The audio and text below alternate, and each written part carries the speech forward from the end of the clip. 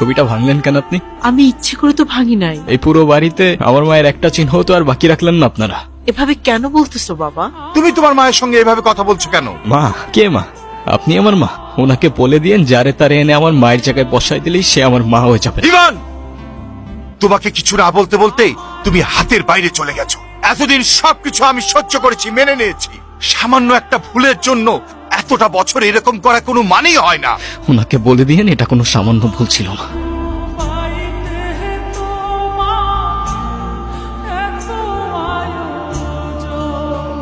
এখনই তো অ্যাক্সিডেন্টটা হয়ে যেত, তারপর দোষটা হইতো আমার। আরে আজও এখনো দাঁড়ায় আছেন কেন? সরেন। সরি। নাম কি? নূপুর। এভাবে একা রাস্তায় দাঁড়িয়ে আছেন কেন? কোনো সমস্যা? আপনি কোন দিকে যাচ্ছেন? আপনি কোথায় যাচ্ছেন? রূপগঞ্জে। আপনি চাইলে আমি আপনাকে ড্রপ করে দিতে পারি। কি হলো, কোনো ঝামেলা নাই তো? না মানে দেখা গেল আপনি আপনার মতো পালাই গেলেন ঠিকই, কিন্তু ফেসে গেলাম আমি। আপনার যদি এরকম মনে হয় আপনি আমাকে নামিয়ে দিতে পারেন। আরে ধুর, কি যে বলেন না। ফাঁকা রাস্তা, একা একটা মেয়ে মানুষ, তার উপরে আবার বিয়ের সাজে, রিস্ক তো আছে বস। আপনি মনে হয় একটু বেশি কথা বলেন না? যাব বাবা, আমি আবার কি এমন বললাম? আজকালকার উপকার করতে গেলেও দোষ হয়ে যায়।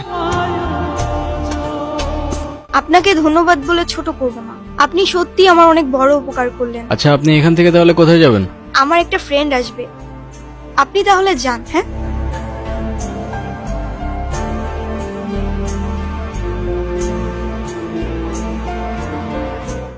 আপনারা আমি কয় জানি দেখছি, বুঝছেন? ও মনে পড়ছে, আপনারা আমি টিভিতে দেখছি, টিভিতে।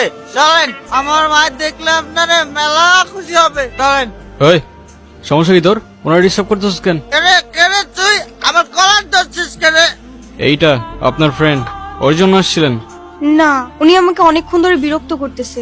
এই বউ, এটা কে? ওই, কি লাগে ও তোর?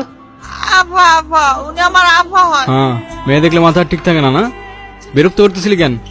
বিরক্ত নয় তো গুরু, আমি ওনাকে প্রোটেকশন দিচ্ছি। এলাকা তো ভালো না, মাল করে ভরা। তোর প্রোটেকশন দেওয়া লাগবে না, যা তুই যা, ফোট। গরো 50 টাকা দেন। এ বাবা তুই যা। আপনি আবার এদিকে একা একা চলে আসছেন কেন? আপনার ফ্রেন্ড আসে নাই? আপনিও কি ফলো করতেছেন আমাকে? হ্যাঁ, আমিও ফলো করতেছি আপনাকে। নেন। সরি, আসলে আমার একদমই খেয়াল ছিল না। একটা কল করা যাবে? হ্যালো, আমি নূপুর। তোমার নাম্বার কি হয়েছে? বাসায় ফেলে আসছি। আমি তো রূপগঞ্জে। তুমি কোথায়? তুমি চলে আসছো, কিন্তু আমি তো রূপগঞ্জ নাই এখন। সকালে আম্মু আব্বুর সাথে কদমতলী আসছি। তোমাকে না কালকে বললাম আমি রূপগঞ্জে আসতেছি। ও সরি সরি, আমার তো খেয়ালই ছিল না। তো আমি এখন একা কি করব এখানে? আরে আমি তো আছি, টেনশন করো না। তুমি এক কাজ করো, শ্যামপুর স্টেশনে আসো, ওইখান থেকে আমরা একসাথে পালাই যাবো। আচ্ছা ঠিক আছে। আপনি কি আমাকে একটু শ্যামপুর স্টেশনে পৌঁছে দিতে পারবেন? ওকে, চলেন। ঠিক আছে তাহলে, আই গেস আমাদের জার্নি এখানেই শেষ। আচ্ছা, আপনার বয়ফ্রেন্ড কই? আসে নাই? আসছে হয়তো। আচ্ছা, আপনার ফোনটা একটু দেন তো।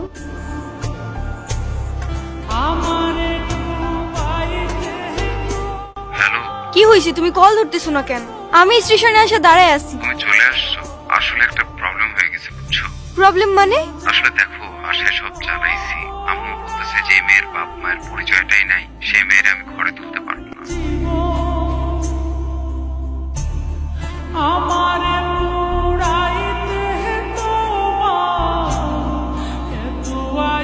নেন। শহরের মানুষগুলোর জন্য রান্না করে লাভ নাই। আজকাল মানুষের 2 দিনে ভালোবাসা হয়, 3 দিনে পালাই গিয়ে 4 দিনে ডিভোর্স হয়ে যায়। আপনার তো তাও ভাগ্য ভালো, আগেই কাহিনী শেষ। আচ্ছা, আমার সাথে বারবার কেন এমন ভাবে বলতে পারেন? সে যেহেতু আসে নাই, আপনি বাসায় ফিরে যান। না, আমি আর ওই বাসায় ফিরতে পারবো না, আর কখনো ফিরতে চাইও না। ঠিক বুঝতে পারলাম না। মা বাবা হারানোর পর আমি আমার মামা বাড়িতেই বড় হই। মা বাবার ভালোবাসাটা কি সেটা আমি কখনোই বুঝে উঠি নাই। আমি ভাবতাম মামা মামির মধ্যেই হয়তো আমি আমার বাবা মার ভালোবাসাটা খুঁজে পাবো, কিন্তু আফসোস। কিরে,